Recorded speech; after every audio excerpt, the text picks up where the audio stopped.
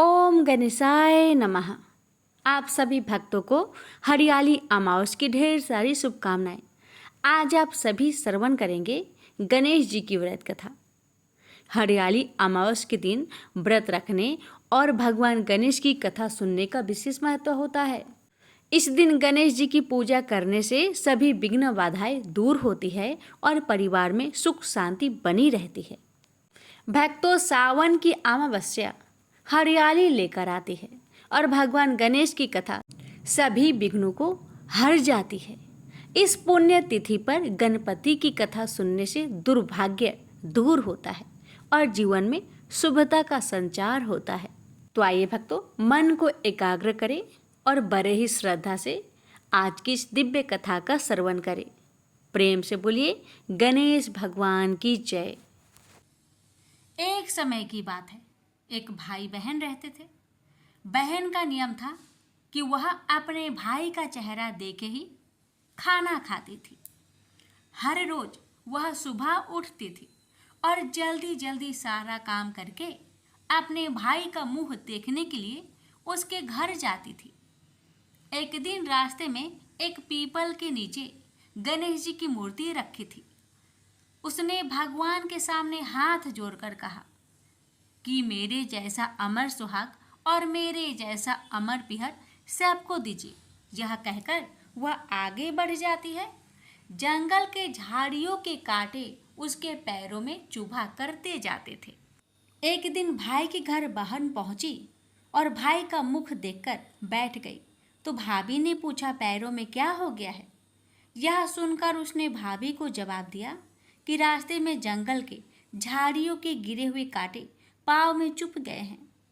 जब वह वापस अपने घर आ जाए तब भाभी ने अपने पति से कहा कि रास्ते को साफ करवा दो, आपकी बहन के पाँव में बहुत सारे कांटे चुभ गए हैं। भाई ने तब कुल्हाड़ी लेकर सारी झाड़ियों को काटकर रास्ता साफ कर दिया, जिससे गणेश जी का स्थान भी वहां से हट गया। यह देखकर भगवान गुस्सा हो गए और उसके भाई के प्राण हर लिए।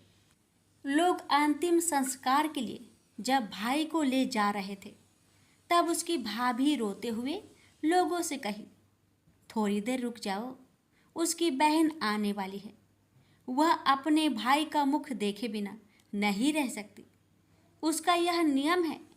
तब लोगों ने कहा, आज तो देख लेगी पर कल कैसे देखेगी? रोज दिन की तरह बहन अपने भाई का मुंह देखने के लिए जंगल में निकली। तब जंगल में उसने देखा कि सारा रास्ता साफ किया हुआ है। जब वह आगे बढ़ी तो उसने देखा कि सिद्धि विनायक को भी वहां से हटा दिया गया है।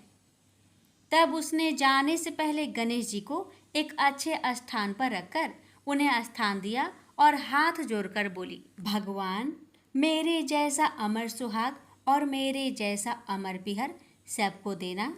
और फिर बोलकर आगे निकल गई। भगवान तब सोचने लगे, अगर इसकी नहीं सुनी तो हमें कौन मानेगा, हमें कौन पूजेगा? तब सिद्धि विनायक ने उसे आवाज़ दी, बेटी इस खेजड़ी की 7 पत्तियां लेकर जा और उसे कच्चे दूध में घोलकर भाई के ऊपर छींटा मार देना, वह उठकर बैठ जाएगा। यह सुनकर जब बहन पीछे मुड़ी तो वहाँ कोई नहीं था। फिर वह यह सोचने लगी कि ठीक है, जैसा सुना वैसा कर लेती हूँ। फिर वह 7 खेजड़ी की पत्तियाँ लेकर अपने भाई के घर पहुँची। उसने देखा वहाँ कई लोग बैठे हुए हैं। भाभी बैठी रो रही है और भाई की लाश रखी है। तब उसने उस 7 पत्तियों को बताए हुए नियम के तहत भाई के ऊपर इस्तेमाल किया। तब भाई उठकर बैठ गया। भाई बोला बहन से, बोला मुझे बहुत ही गहरी नींद आ गई थी। तब बहन बोली, यह नींद किसी दुश्मन को भी ना आए। और उसने सारी बात अपने भाई को बता दी। तो मान्यता के अनुसार ये है गणेश जी की चमत्कारी कथा। प्रेम से बोलिए गणेश भगवान जी की जय हो। एक गांव में माँ बेटी रहती थी। एक दिन वह अपनी माँ से कहने लगी कि गांव के सब लोग गणेश मेला देखने जा रहे हैं, मैं भी मेला देखने जाऊंगी। माँ ने कहा कि वहाँ बहुत भीड़ होगी, कहीं गिर जाओगी तो चोट लगेगी। लड़की ने माँ की बात न सुनी और मेला देखने चल पड़ी। माँ ने जाने से पहले बेटी को 2 लड्डू दिए और 1 घंटी में पानी दिया।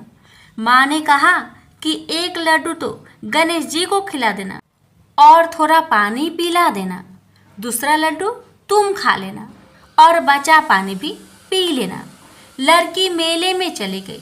मेला खत्म होने पर सभी गांव वाले वापस आ गए, लेकिन लड़की नहीं आई।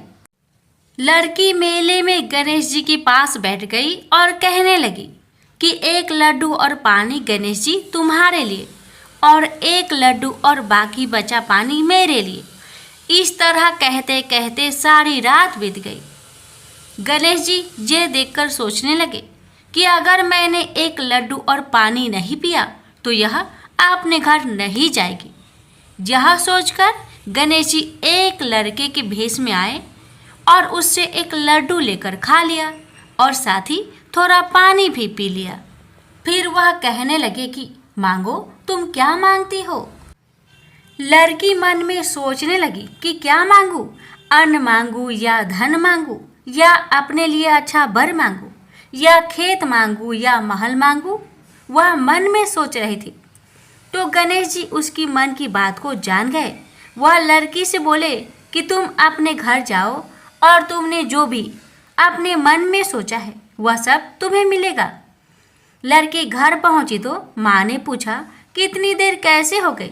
बेटी ने कहा कि आपने जैसा कहा था मैंने वैसा ही किया है। और देखते ही देखते जो भी लड़की ने सोचा था वह सब कुछ हो गया। प्रेम से बोलिए गणेश भगवान की जय। सेठ सेठानी और गणेश जी की कहानी। एक गांव था जिसमें एक सेठ जी अपने परिवार के साथ रहते थे। सेठ जी का गांव के पास के ही शहर में बड़ा व्यापार था। सेठ जी गणेश जी की पूजा श्रद्धा एवं विश्वास से करते थे, जिससे सेठ जी के घर में अन्न धन के भंडार सदैव ही भरे रहते थे। उनके जीवन में किसी भी प्रकार की कोई कमी नहीं थी। नित्य प्रतिदिन नियम अनुसार रोज वो नदी पर नहाने जाते और आकर गणेश जी का पूजन करते, उन्हें भोग लगाते और फिर स्वयं भोजन करते थे। यह बात सेठानी जी को अच्छी नहीं लगती थी। वो धार्मिक नहीं थी और ईश्वर में इतना विश्वास नहीं रखती थी। एक बार सेठानी जी ने सोचा कि यह इतना गणेश जी को मानते हैं, गणेश जी की पूजा करते हैं, इससे होता क्या है। आज तो देखती हूँ वो कैसे गणेश जी की पूजा करते हैं।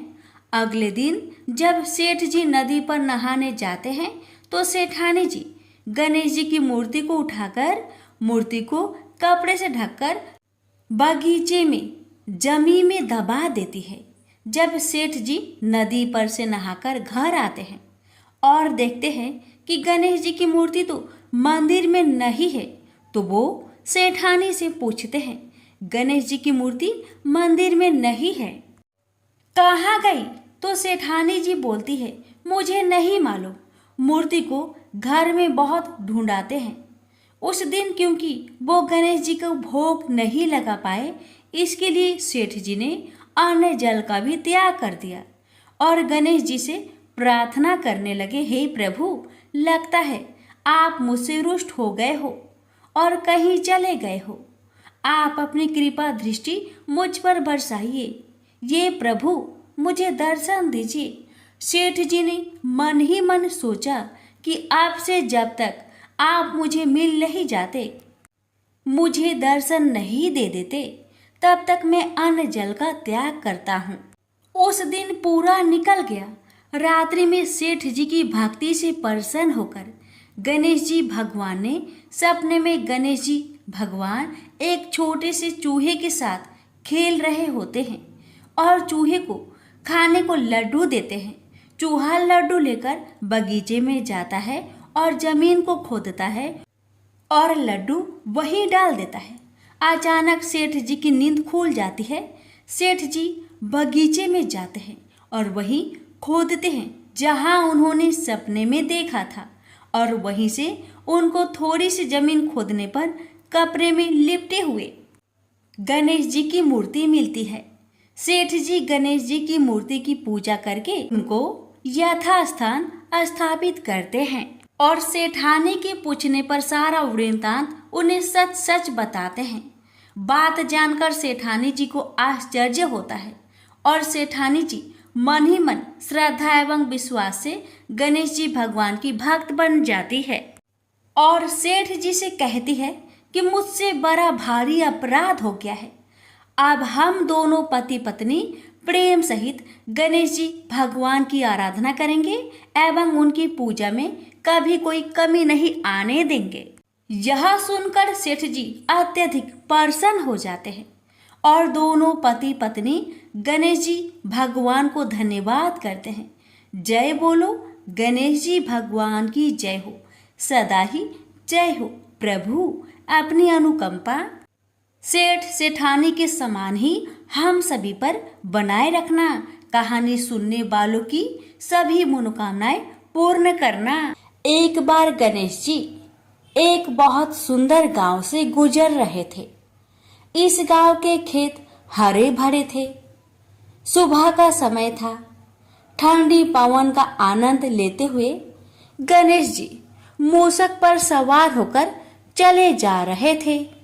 इतने में वह एक खेत से गुजरे तो आनंदवश फसलों में हाथ फिरा दिया। गणेश जी के ऐसा करने से उस फसल के कुछ दाने हाथ में आ गए। अब गणेश जी को पछतावा हुआ कि उन्होंने तो चोरी कर ली। भले ही उन्होंने जानबूझकर नहीं चुराया, लेकिन अब फसल के दाने तो उनके हाथ में आ गए। गणेश जी ने गिने तो वह 12 थे। अब गणेश जी ने उस खेत के मालिक को खोजा और उन सेठ जी के यहाँ 12 साल की नौकरी पर लग गए। एक दिन सेठानी राख से हाथ धोने लगी तो गणेश जी ने सेठानी का हाथ पकड़कर मिट्टी से हाथ धुलवा दिया। सेठानी ने सेठ जी से शिकायत की और कहा कि देखो, नौकर ने मेरा हाथ पकड़ लिया। सेठ जी ने गणेश को बुलाकर पूछा कि तुमने सेठानी का हाथ क्यों पकड़ा?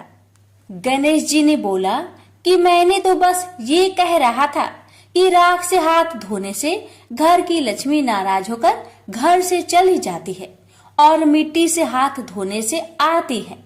सेठ जी ने सोचा कि गणेश ठीक कह रहा है। थोड़ी दिनों बाद कुंभ का मेला आया। सेठ जी ने कहा, गणेश, सेठानी को कुंभ के मेले में स्नान करा कर ले आओ। सेठानी किनारे पर बैठकर नहा रही थी तो गणेश जी उनका हाथ पकड़कर आगे डुबकी लगवा लाए। घर आकर सेठानी ने सेठ से कहा कि गणेश ने तो मेरी इज्जत ही नहीं रखी और इतने सारे आदमियों के बीच में मुझे घसीटकर आगे पानी में ले गए। तब सेठ जी ने गणेश जी से पूछा कि ऐसा क्यों किया? तो गणेश जी ने कहा कि सेठानी किनारे बैठकर गंदे पानी से नहा रही थी तो मैं आगे अच्छे पानी में डुबकी लगवा कर ले आया। इससे अगले जन्म में बहुत बड़े राजा और राजपाट मिलेगा। सेठ जी ने सोचा कि गणेश ठीक कह रहा है। एक दिन घर में पूजा पाठ हो रही थी, हवन हो रहा था। सेठ जी ने गणेश को कहा कि जाओ सेठानी को बुलाकर ले आओ। गणेश सेठानी को बुलाने गए तो सेठानी काली चुनरी ओढ़कर चलने लगी तो गणेश जी ने काली चुनरी फाड़ दी और कहा कि लाल चुनरी ओढ़ के चलो। सेठानी नाराज होकर सो गई। सेठ जी ने आकर पूछा क्या बात है तो सेठानी बोली कि गणेश ने मेरी चुनरी फाड़ दी। सेठ जी ने गणेश को बुलाकर बहुत डांटा तो गणेश जी ने कहा पूजा पाठ में काला वस्त्र नहीं पहनते हैं, इसलिए मैंने लाल वस्त्र के लिए कहा। काला वस्त्र पहनने से कोई भी शुभ काम सफल नहीं होता है।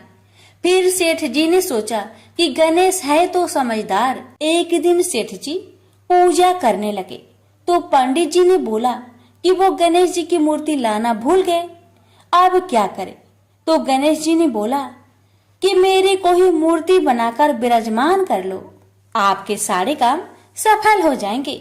यह बात सुनकर सेठ जी को भी बहुत गुस्सा आया और वे बोले कि तुम तो अब तक सेठानी से ही मजाक करते थे, मेरे से भी करने लगे। तो गणेश जी ने कहा, मैं मजाक नहीं कर रहा हूँ, मैं सच बात कह रहा हूँ। इतने में ही गणेश जी ने गणेश जी का रूप धारण कर लिया और सेठ और सेठानी ने ही गणेश जी की पूजा की। पूजा खत्म होते ही गणेश जी अंतर ध्यान हो गए। सेठ सेठानी को बहुत धोखा हुआ और उन्होंने कहा कि हमारे पास तो गणेश जी रहते थे और हमने उनसे इतना काम करवाया। तो गणेश जी ने सपने में आकर सेठ जी को कहा कि आपके खेत में से मैंने 12 अनाज के दाने तोड़ लिए थे, उसी का दोष उतारने के लिए मैंने आपके यहाँ काम किया था। सेठ जी की करोड़ों की माया हो गई। हे गणेश जी महाराज, जैसा सेठानी को दिया वैसा सबको देना, कहते को सुनते को और सारे परिवार को दे देना। जय श्री गणेश जी। एक बार पथवारी माता पाल और विनायक जी में झगड़ा हो गया।